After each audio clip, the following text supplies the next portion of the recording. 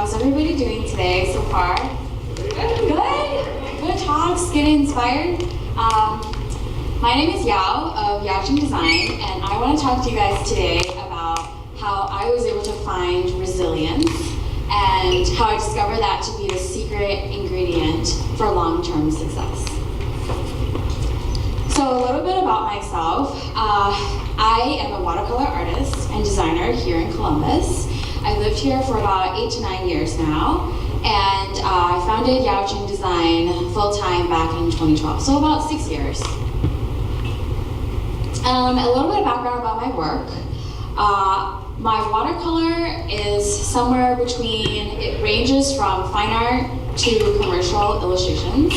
And it covers a wide range of subject matters from abstracts to florals, cactus, landscapes, but they all culminate back to my style of painting and my perspective and take on watercolor, which is that I'm always trying to capture the emotional quality of either an experience or a memory. So it's the intangible, ephemeral parts that evoke something emotional all within us.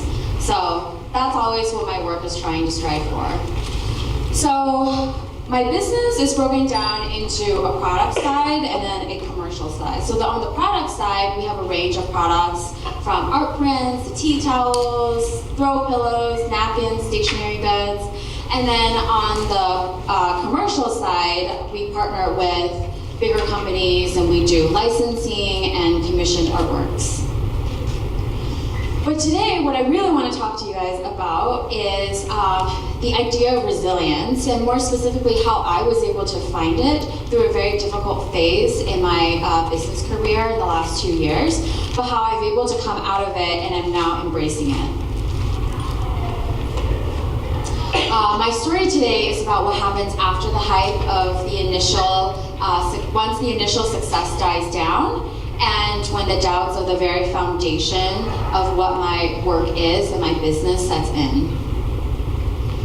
So you see, for the first 4.5 years of my career at Yao Cheng Design, I was really lucky. I had entered the industry at the very cusp of watercolor becoming a really big trend in the industry, and my painting style is very distinct.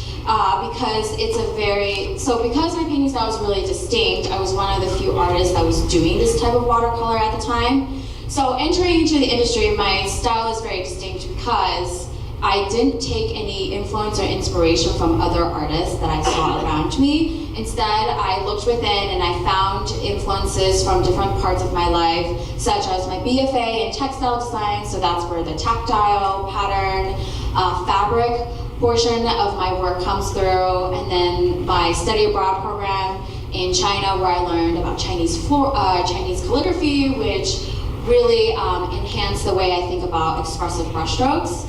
And then my traditional floral painting in China taught me a lot about the basics of how I paint my florals today. And then there's the whole other formal training that I had in fine art, such as in oil painting and acrylic. So all of that kind of mixed mashed together into a style that I'm known for today. And because not a lot of watercolor artists were doing this kind of work, I really lucked out on being at the right place at the right time. So as a result, I was able to get a lot of visibility and press right away. So I think I spent about the first 6 months, really trying to get my work out there and seen by people and on blogs and in press. But once I realized that once people saw my work, they really gravitated towards it, because I think there is an emotional quality to it that people really grabbed onto, and they really reacted very positively to. So most opportunities, luckily, was coming to me rather than going after.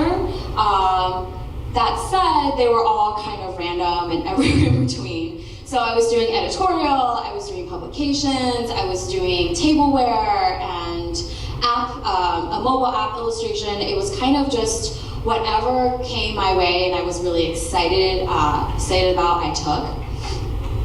So because I was doing all of this and because opportunities were coming to me, I didn't really have time, nor did I really feel the need to figure out how to do actual outreach. or marketing strategies. I really naively thought that this is actually what success maybe just looks like, because maybe my work just is really good and this is what happens when you have good work and you start a business. I'm chuckling because I think that was really naive of me to think. But I didn't know any better. So I'm doing all of this really random work, good work, exciting work. Like the mobile app was really fun. It was for a Hyundai card in South Korea. It was for a weather app. But again, I was kind of just going with the flow, kind of feeling it out, trying a lot of new things and figuring out as I go. I even took a pretty deep dive into wedding stationaries for a couple years, where a lot of brides were coming to me and I was getting a lot of work, so I was like, oh, okay, well maybe I'll just do this for the rest of my career, or have it be a big portion of my business. Looking back, it was probably because I wasn't charging enough for my work, so that's probably why I was getting a lot of work clients. But anyway, so I took a big dive in wedding design, and all of these different things that I was doing in different industries, they were all really interesting, and I definitely had a lot of fun doing it, but I think I learned a lot about what I liked doing, and then ultimately what I really didn't want to continue doing. So this is all very exciting. Actually, 3 years in, I was able to hire my first full-time employee, Marielle, who is actually still with me today. I'm really proud to say 3 years later. So she came on to help me. Now she helps me with the whole product side of the business. And we actually also moved into our now downtown studio space here in Columbus on Gay Street. And because I was able to, I hired my first employee, it was time to move her out of the house because one, I was finally able to separate personal from business.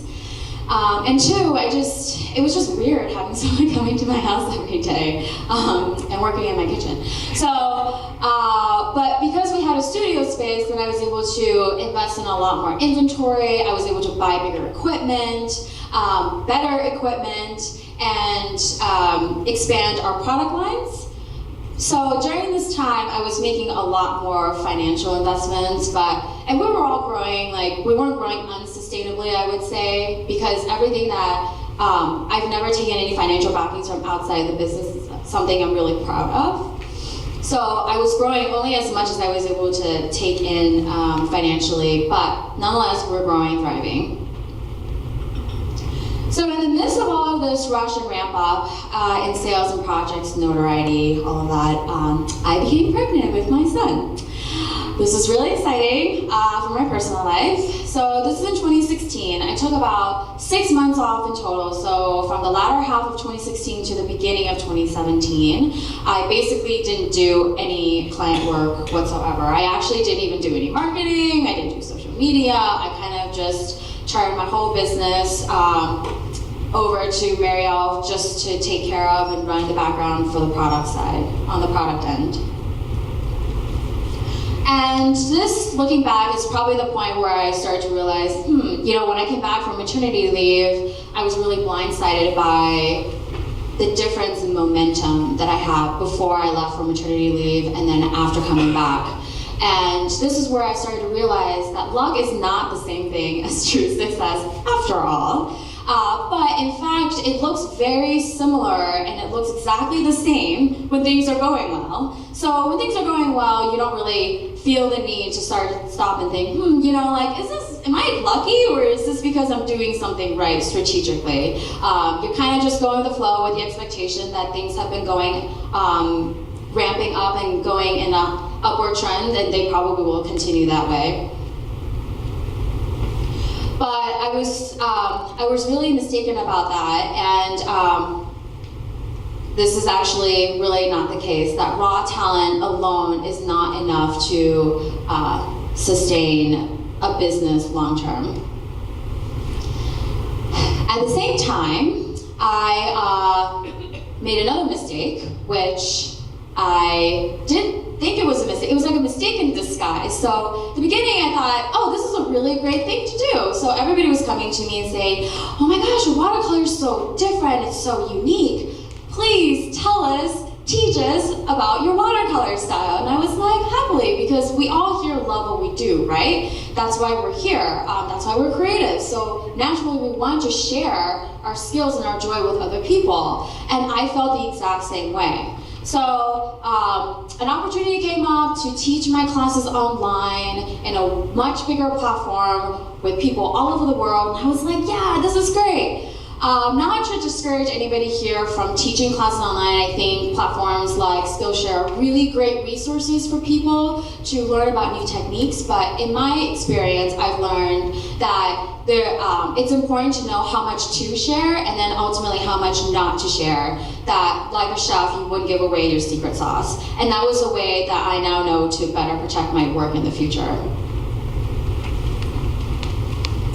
So, as a result, a lot of copycats and copyright infringements popped up. Yay!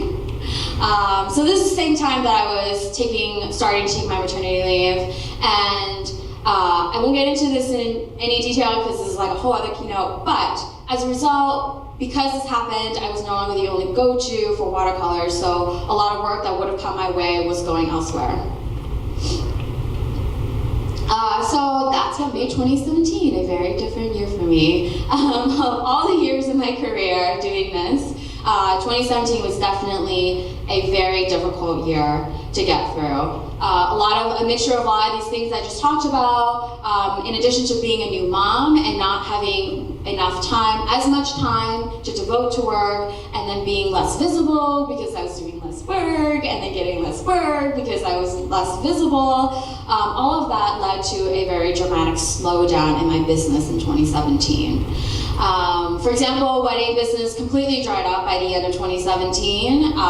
Sales were down 2016 and 2017 for the first time ever, and it was actually the first year that I actually didn't make a profit, and that was a pretty big difference for me. Luckily, I had saved up enough in savings, and I advise this for everybody, to cushion me through that point, but starting out with a pretty significant savings account, I went through about 2/3 of it during this time. In fact, I didn't pay myself for about 8 months because everything that went into the business went right back out into things like payroll and bills and investments in new inventory, etc. But more than the financial hit, I think what really struck me more than anything was that I started to doubt myself and the integrity of myself as an artist and the value that my work produced. I think this was so important to me because art and painting is something that I've always been able to rely on through no matter what phase of life I was in. I was always it's been my rock through everything. So no matter where I was, I could get to painting and I would be able to figure things out and work through things. So being able to even doubt this portion of myself as a person, especially when it's at the core and foundation of my business, struck me pretty deeply within. So, started a lot of soul searching during this time. It was a very dark time for me, mentally. And I was listening to this really great NPR podcast called How I Built This, and can't remember what episode this is, but I loved what this woman said in this one episode. So they were talking about why so many small businesses fail, and so why some succeed, but more fail than succeed. And she was like, you know what? The key thing is tenacity. So if you're envisioning a playing field where everybody is constantly being knocked down, she's like, you have to be the person that constantly get back up, no matter what. You have to get back up. Figure out a way to get yourself back up. That is tenacity, and that will see you through to a successful business. And she said, so much that if you get knocked down 50 times, 100 times, when everybody else is too tired to get back up, you still get back up, because that's always when success and opportunities are right around the corner, and that's when you're able to reap the rewards of that success. So I had this in the back of my mind. I was like, okay, this is exactly what I needed to hear.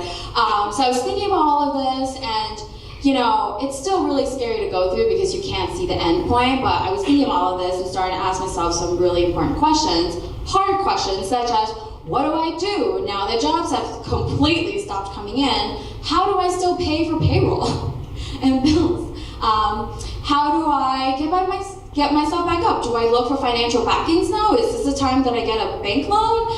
Do I shift directions? Do I downsize? for months I asked myself these really important questions, because every day that I'm driving to work and every day I left work, I thought about this and I grilled myself because I just didn't know, but I felt like I needed to figure out the answer to those questions. You know what? As soon as I stepped into my studio and I saw the work that was hanging up all around me and the projects that we were trying to get going, or as soon as I sat down at my painting desk and I started painting, I realized the answer was right in front of me. I love what I do so much. I believe and I love watercolor just as much today as I did the first time I used it. I truly, truly believe in my work, and I felt like quitting just was not the answer for me. Let's see. Oop. Is it going? No. So it's like when I pick up my brush and I make that first mark on a blank piece of paper, I'm transported instantly into another world. It's like a whole other dimension, like Alice in Wonderland, going down the rabbit hole, where in this world of colors and shapes and blends and layers, and they are my friends, and there's no insecurities, no doubts, all of that falls by the wayside, and I'm just suspended in happiness and joy and peace. And that's how I knew that this is exactly where I'm supposed to be. This is exactly what I'm supposed to do. And in fact, that's where I tap into every time with resilience, and I needed to get myself back up. That's what I would tap into. I would tell myself, no, go paint. This is how I revitalize myself and get myself back up every time, no matter how much difficulty I had that day. So at this point, I realized that, the way I've been running my business is not sustainable in the future, in the long term. Clearly it hasn't been working. So I needed to change something. And for me, I realized that tenacity and resilience is not just about getting yourself back up when you fall down. It's also about being brave enough to know that you have weaknesses and look your weaknesses in the eye, and then being strong enough to address them accordingly for the better. Let's get that slide actually.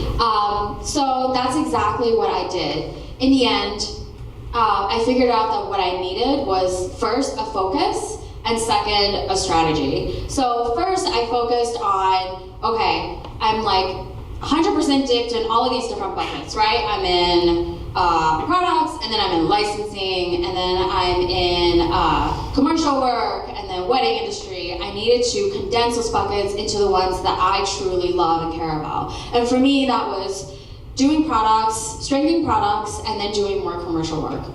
Next, I needed a strategy to figure out how I was going to strengthen my products, right? And how I was going to get my commercial portfolio back up to speed and be just as strong as my products. And so I started strategizing on every part of my business, such as outreach, marketing, social media, branding, production.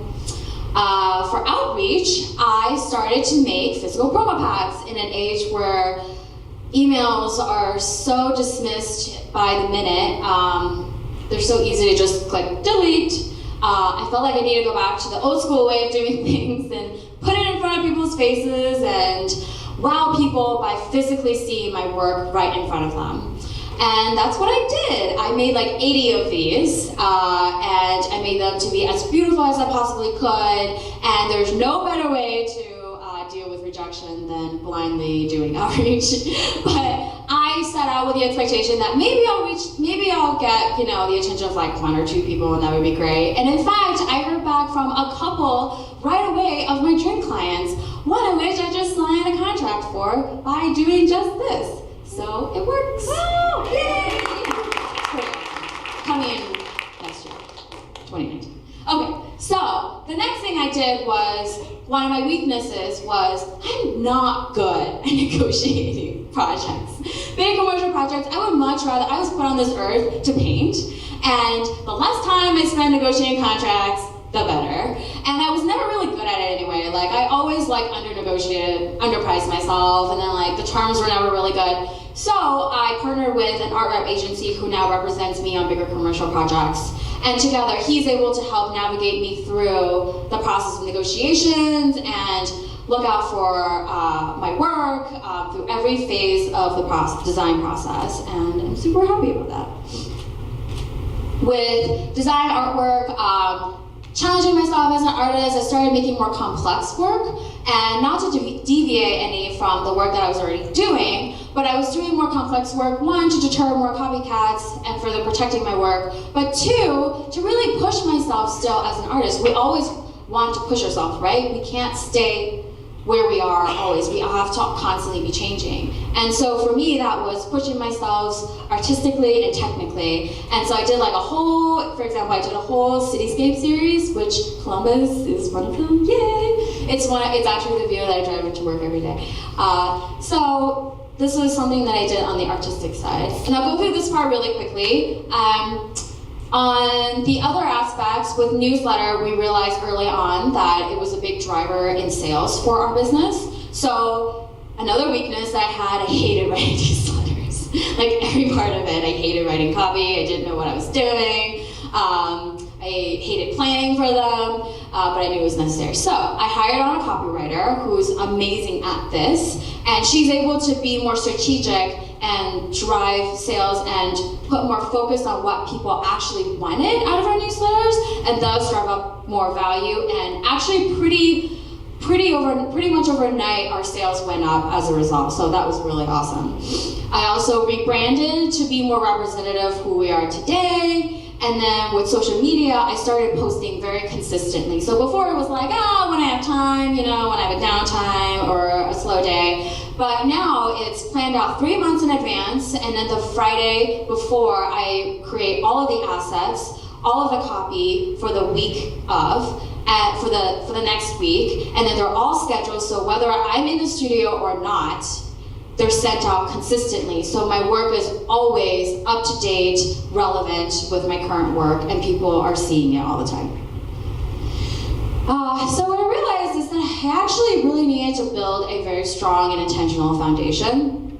So it's like the foundation of a house, right? You have all these posts, and they need to be really strong to uphold this house. And all these posts are like social media and outreach and production and marketing, and all of this needed to be very intentional. There needed to be strategy behind it so that I'm much better prepared the next time there's a downturn in my business, which will happen again. I'm fully in expectation of that, but at least I will be more prepared next time. Looking back, the last 2 years, it was really a reality check of what happens when the luck part of the business fades. And it's about what the substance is underneath, how I was able to handle this time, how I was able to discover this resilience, and being able to constantly be able to bounce back. That is the secret ingredient to what will carry me through in the years and decades ahead. I really see the first 5 years as just the preface of this novel that is my career for the rest of my life, I'm hoping. I was really only ever focused on short-term problem solving. So it was always just, what do I need to do today to solve the problem for tomorrow or next week? It was never long-term enough for the sustainability and health of my business as a whole. So I feel like the next 5 to 10 years is really going to be where the work begins and where my business, I'm hoping, will really grow. Because in the end, I love my work. I love what I do so much. I truly, truly believe in what I do and I'm very passionate about it. And I really wanted to keep it going for the decades to come, rather than hiding behind, I don't really know, and also I don't really have time, so I'm not gonna, deal with these portions of the business anyway. I really wanted to turn that rock over and see what was underneath. So, for example, payroll tax, I didn't know what the hell payroll tax was. But I really needed to learn about it, right? Because it's really important, and it's really important for me to understand it so that I can talk about it, so that I can make sound decisions about it. Also, registering copyrights, why that's important to protect my work, or learning about legal languages. Yeah, I knew legal language, terms of contracts, but, did I really know, specific terms that was always getting me? So, really, taking a magnifying glass and really learning about it really started to empower me in making the absolute right decision and not having any guesswork in that. So we're all here this weekend to do one better, make one better, right? That's what we're talking about this weekend. Bill Gates said that it's fine to celebrate success, but it's more important to heed the lessons of failure. And that's exactly what 2017 was for me. And that lesson, I'm so grateful and humbled by this lesson because I'm a better artist, business owner, and designer today because I went through this difficult time. I learned that it's not enough to just have raw talent because in the face of competition, rejections, and financial difficulties, all the things that we all deal with, right? We don't like talking about it, but we all deal with it. No matter where we are, how seasoned of professionals we are, we all deal with it. Resilience is actually by far the more crucial component to having a long-term sustaining business. Another great lesson I learned is having a great creative community to fall back on when I need support or resources. For those of you who don't know about Rise in Design, I started this with Danielle Evans of Marmalade Blue 2 years ago. It's at our studio the first Friday of every month, and we talk about over coffee, morning coffee, about a lot of different things from pricing to work-life balance to legal questions. It's just a really great way to keep us inspired and our brains turning. So for anyone who wants more information, I have more at the end of the slide. But I was really grateful to have this at a time when I really, really needed it. When my business was at a downturn, Rise in Design was actually thriving, so it was pretty great to have that fall back on and have as a resource. So I'm only at the beginning of getting back to the momentum that I was before, but I learned what perseverance can truly, truly accomplish even through a hard time. What I want you guys to leave today is knowing that resilience is inherently in all of us. It's not something you have to gain or train for or find, but you don't have to grab it or, what am I trying to say? You don't have to train for it, because if it wasn't for resilience, none of us would have started our own businesses. None of us would have started freelancing, right? That's a really scary step to begin with. So we all have it within us. As long as you're passionate and you truly believe in what you do, it will be there to pick you up when you fall. So, thank you.